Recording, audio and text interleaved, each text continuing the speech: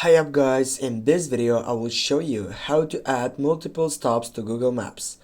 Firstly, what you need to do to get up to this site, you need to go on the search box, you need to type for example to Madrid, and when you get up these directions, here you're gonna find out that section.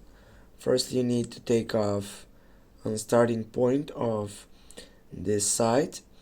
Then when you get up right here, you need to tap on your right upper side on the three dots, and here you're going to be able to choose between all these options.